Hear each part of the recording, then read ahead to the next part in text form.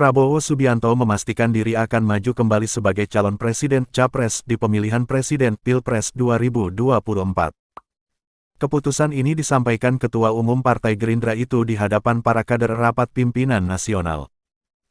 Rapimnas Partai Gerindra 2022 di Sentul International Convention Center, Bogor, Jawa Barat, Jumat tanggal 12 Agustus tahun 2022. Dengan ini saya menyatakan bahwa dengan penuh rasa tanggung jawab saya menerima permohonan saudara untuk bersedia dicalonkan sebagai calon Presiden Republik Indonesia, kata Prabowo. Prabowo menuturkan, keputusannya untuk maju kembali sebagai capres di pemilu mendatang berdasarkan aspirasi dari para kadernya. Prabowo sebelumnya pernah menjadi capres pada Pilpres 2014 dan Pilpres 2019.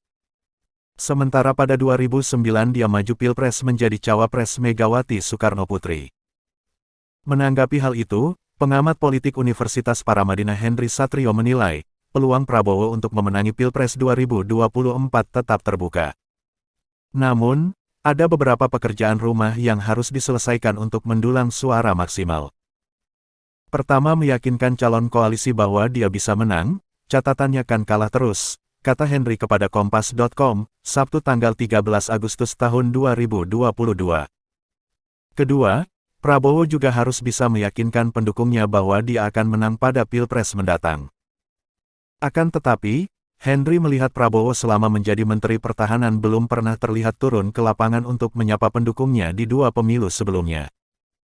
Seharusnya dia memanfaatkan kedudukannya bukan hanya untuk melakukan kerja politik elit, tapi juga ke akar rumput, jelas dia. Ketiga, PR yang benar-benar harus dikerjakan Prabowo adalah meyakinkan penduduk Indonesia bahwa dia serius akan menjadi capres di pemilu 2024.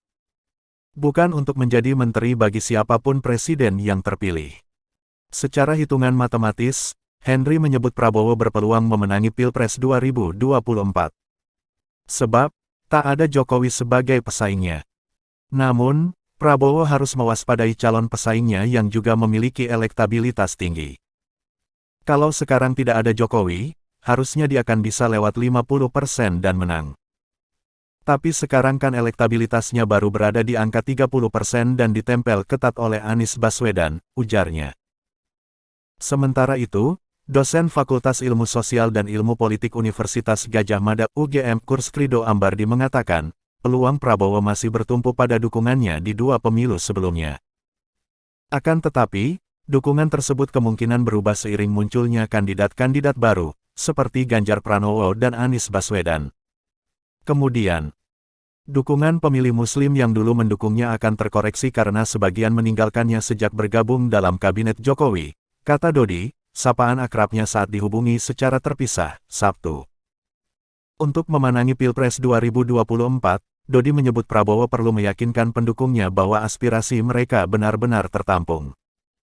Prabowo juga diharapkan dapat menggandeng calon wakil presiden yang mampu menerjemahkan visi nasionalismenya. Terlepas dari itu, Dodi menyoroti pentingnya regenerasi di balik pencalonan ini. Hak dia mencalonkan diri. Tapi, saya kira di saat yang sama urgensi generasi juga perlu disampaikan, ujarnya.